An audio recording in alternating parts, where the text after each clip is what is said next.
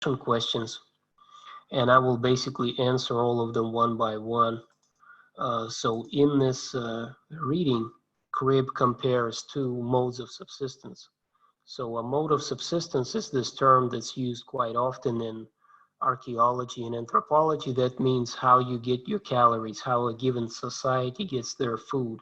Usually people talk about hunter-gatherers. That's a form of subsistence where you hunt and gather in the wild. You can be a pastoralist, meaning most of your calories come from herding animals.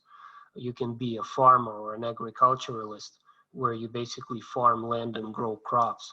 So here Cribb compares pastoralism, another word for it is herding, and agriculture, or a farmer.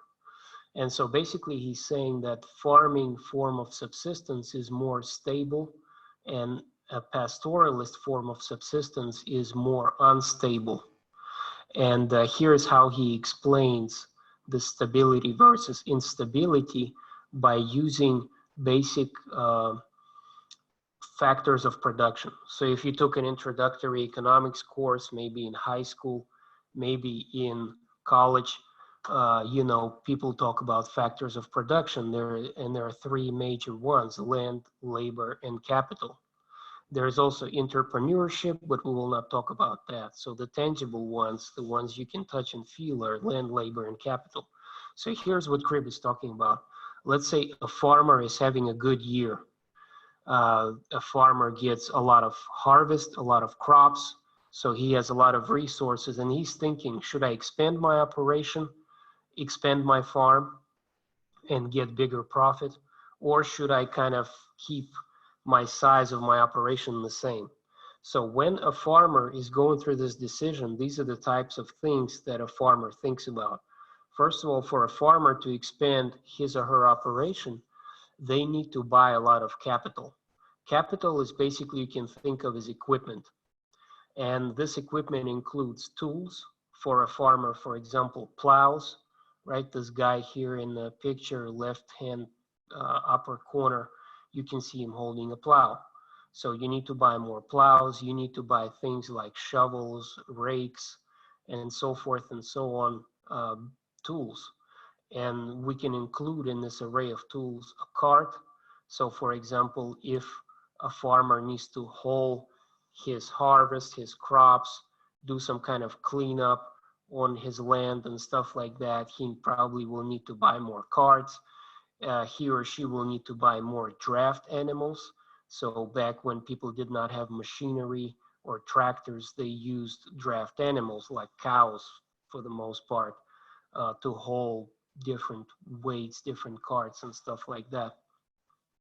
And a farmer will also needs to build additional barns probably for storage. You know, you can see in the picture here that I basically depicted a basic, you know, a basic barn, even if it's a very basic structure that just there isn't much to it but a roof and some posts. There is still quite a bit of labor that will go into building basic barns for storing this additional capital, for storing the additional grains and stuff like that. And by the way, when we're talking about archaeology and we're talking about any kind of economical aspects, it's useful for you guys to always think in pre-industrial terms. So before there were factories, before there were these major technologies like tractors, combustion engines and stuff like that. So that's exactly what we're talking about these, sometimes they're called traditional societies or pre-industrial societies. So again, when a farmer wants to expand, he or she knows that he will first and foremost will need to buy more land, because farming is all about land. And also a farmer will need to hire additional labor, because farming is a very labor intensive practice. You need a lot of working hands on deck, so to speak, if you want to expand your operation. So you will need to hire or somehow attract more people. So when a farmer thinks about expanding his operation, he's faced with all of these decisions, all of these thoughts. And a farmer is reluctant to expand because of that. Because if next year you are having a worse year than this year. If the climate is not great, if there is a disease that affects crops, if it rains not enough, or if it rains too much, then you have made all of this investment. You have all these extra plows, extra carts, you built an extra barn, but you're having a bad year and you have to contract your operation, but you're stuck with all of these extra things, and it may be difficult for you to reverse the process and sell the land. Maybe no one will want to buy the land because you had a bad year, because the harvests are bad. You know, you will need to do something about these workers that you've hired, and so forth and so on. But when we are talking about a herder, and in your mind, I want you to picture these pre-industrial herders. Maybe think of the Eurasian steppes, countries like Kazakhstan, countries like Mongolia, you know, people who practice what's called extensive herding, basically who move from place to place to allow enough grass and enough water for their animals. First of all, for a herder, it's very easy to expand their operation because, to give you an example, a sheep in one birthing can birth up to 3 little sheep. So you can quite easily triple your production, your overall production. And some of these sheep, they can give birth more often than once a year. They can give birth up to twice a year, but a kind of a more feasible scenarios where they give birth every 8 months. So it's really, you know, if you think about it, more often than just once a year. So your potential to expand your property, to expand your production is very high. Okay, so in 1 year, like I said, you can triple your overall assets. And when your herd grows bigger because of some favorable climate events, let's say there's a lot of grass, there's little disease, it's a warm year and stuff like that, there is no drought, you know, your operation expands, and you don't really need to make a lot of investments into any kind of expensive equipment. You don't need to buy, you know, plows or shovels.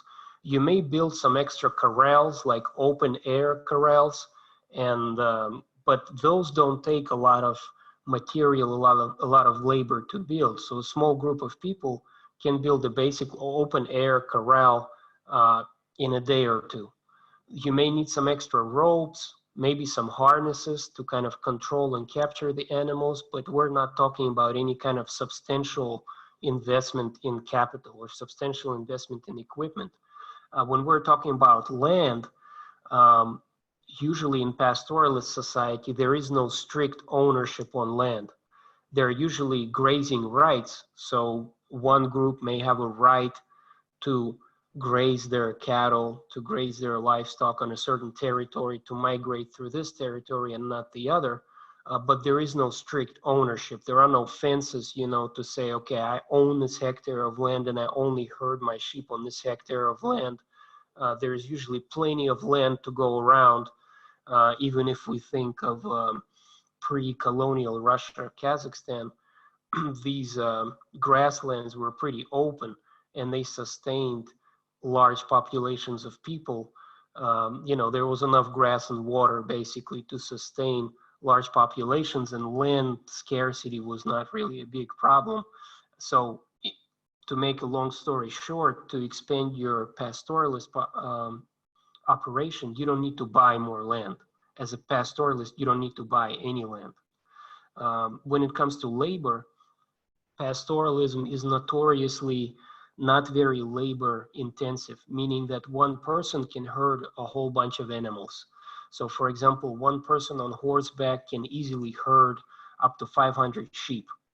And you don't need really any special skills. I mean, if you grow up in this type of society, you don't need any special sort of power or force or skills to herd animals. Quite often you can see children herding animals, older people, women.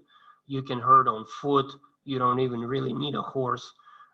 Sometimes you use a dog, sometimes you don't use a dog. So it's not a very labor intensive. So for me to expand my operation as a herder, you know, I may ask my relative or a cousin from another branch of my family to come help me out for the summer, or for the year, but I'm not going to hire, 10 or 20 extra people to work every day for me. So this is what Cribb is talking about when he's saying that a pastoralist mode of subsistence is more unstable, meaning you can expand faster, and people usually expand faster, and it happens sort of naturally. Pastoralists don't even consciously kind of, make the decision. Like if a year is good, your herd expands almost automatically. But when it comes time for a bad year, give me just 1 second here so I can go to the next slide. When it comes time for a bad year, for example, if there is a drought, if there is some adverse climate event, if there is a disease, give me just 1 second.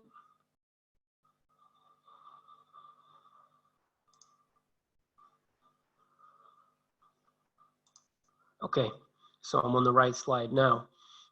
When there is a bad year, a pastoralist is also affected more strongly than a farmer. And here's what I mean. If there is a bad year, a farmer has a better capacity for storage. Because if we're talking about any hard grains like wheat, barley, corn, millet, those hard grains, they can be stored easily for 10 to 15 years, and sometimes for 30 years, if the conditions are right. So if a farmer is having a bad year, a farmer can just go to his storage and basically get food and not starve to death. Also, if a farmer is having a bad year, when bad comes to worse, a farmer can eat his draft animals. For example, these cows, farmers usually are more diversified. They keep a few animals. They may keep a goat and a cow, and they can, they're not only limited to grains, but they can also eat, essentially eat their capital. When it comes to herding, the products that herding produces, meat and milk, they cannot be stored for many years.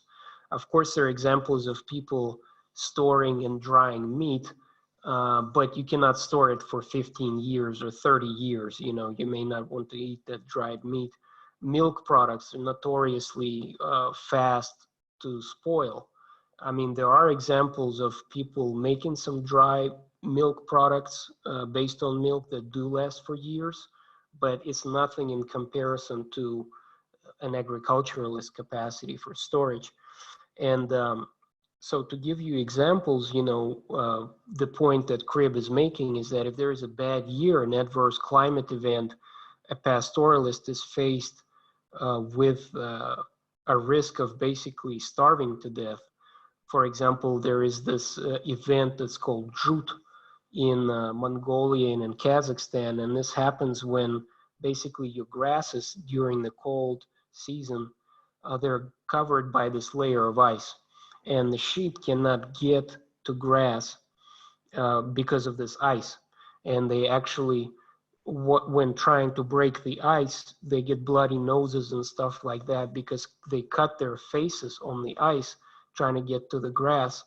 And when these kind of bad icy events happen, and they do happen every 10 to 12 years, pastoralists are faced with most of their herds just dying in front of their eyes, and they can't do anything about it. It's a very horrible event. It's the worst nightmare for a pastoralist. So a pastoralist can expand their operation very fast, but they can also lose what Cribb calls these boom and bust cycles. So a pastoralist can boom by, tripling their herd in 1 year, but they can also go through a bust cycle to where they lose almost all of their herd in 1 winter. So what Cribb is saying after that is, okay, so pastoralism is unstable, more unstable than agriculture, and they go through these boom and bust cycles. This translates to a different set of social institutions. Basically, this translates to a different set of cultural practices when we compare pastoralist societies and farming societies. And here you guys can think of, a Russian society, for example, traditionally an agricultural society, and a Kazakh society, right? Neighbors that have lived side by side or virtually side by side with each other for many centuries, but the cultures are very different. And a person like Cribb would explain this difference in culture by difference in subsistence practices. So, for example, what Cribb is talking about, these pastoralists are different in terms of rights to land. Their culture is very flexible when it comes to rights to land. So with agriculturalists, everything is very fixed. So I have my plot, there's usually some kind of a fence around it, and this is mine. But when it comes to herders, the rights to herd your animals on this territory, they may change hands, and quite often they do change hands.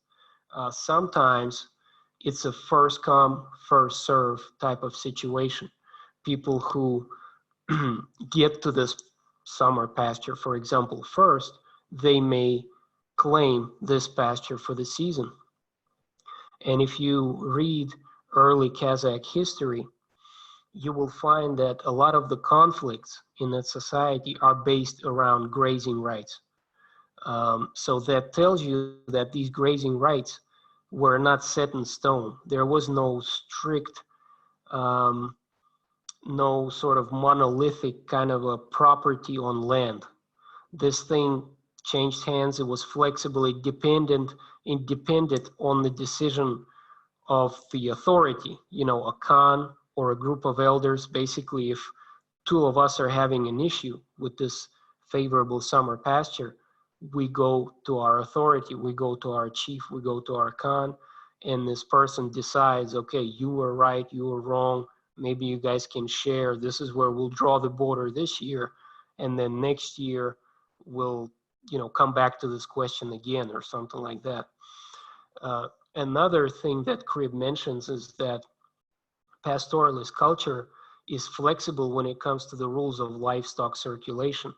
So it's very common for a pastoralist to borrow animals from another pastoralist for some time of the year. For example, if I'm a herder and I'm having a bad year, I may come to my herder friend who, you know, migrates over the hill, right over the hill, and I may say, let me borrow, you know, 10 sheep, and next year I'll give you back 20 sheep. When these 10 sheep bring their babies into this world, I will, you know, give you your sheep back with a certain percentage.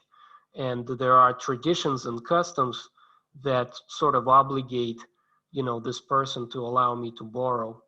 And just the herding, the ecology of the herding practice itself sometimes requires this kind of a shared temporary ownership of each other's animals. So to give you an example, if I own, let's say, 2 horses, it doesn't make sense for me economically to herd just these 2 horses. It makes sense from an ecological point of view for horses to be herded in a large herd, because horses are herd animals and they're very specific. You know, they're usually herded separately from cows and sheep. So I may go to my rich neighbor who owns 18 horses, and I will tell him, can you take my 2 horses so they can roam together with your flock, so you can herd them all together? And then 1 year later, I get my horses back when I need to kill one of them or when I need to give one of them away when my daughter gets married, for example. And my rich neighbor may say, okay, your horses may sort of run around with my horses for a year, but if they have any babies, I keep the babies as a payment for my services. So things like that happen in these pastoralist societies all the time. And these are cultural traditions. And this is what Cribb is talking about. So if you walk up to a farmer and say, look, let me borrow your cow for 1 year, and if your cow has a baby, I'll keep the baby, the agriculturalists will look at you like you're crazy because it's not part of their culture. This is considered abnormal. Agricultural cultures are less flexible in that way. And the last thing that Cribb is talking about is that pastoralists are more flexible when it comes to labor circulation. Usually in these pre-industrial societies, when you think of labor relations, when you think about a workplace, most of the time your co-workers will be your family members and your supervisor will be your father. That's just how it goes in pre-industrial society. So here we can compare, for example, Kazakh family structure and a Russian family structure. An exchange of relatives is more common in pastoralist societies. So for example, if my brother is having a good year and his herd expands, I may send my son to help him out for 1 year. And my son may кочевать or roam around with my brother for 1 year and then come back to my household. Something like that is common. Also, when it comes to raising children, there are examples, for example, in Kazakh culture where first children are raised by the grandfather and the grandmother, not the father and the mother. So this kind of exchange of people is more common. And the family structure is more extensive, meaning people keep track mentally of way more relatives than, for example, we do in a Russian culture. Up to 7 generations back, and anyone who is descendant from 7 generations ago, they're all considered close relatives. And usually people know of this, they know this huge network of relatives. Again, that translates into these more flexible systems of circulation of people, circulation of labor.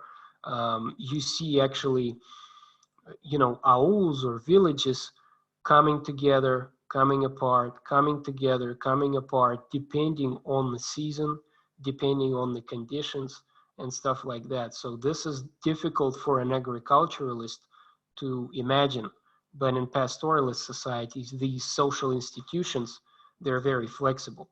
And so here we see Cribb making a transition from a subsistence system, from the characteristics of a subsistence system to characteristics of a cultural and a social system. And, this is an example of a systems thinker where a subsistence system, this economic production system, and our cultural system are interrelated and one affects the other, and so forth and so on.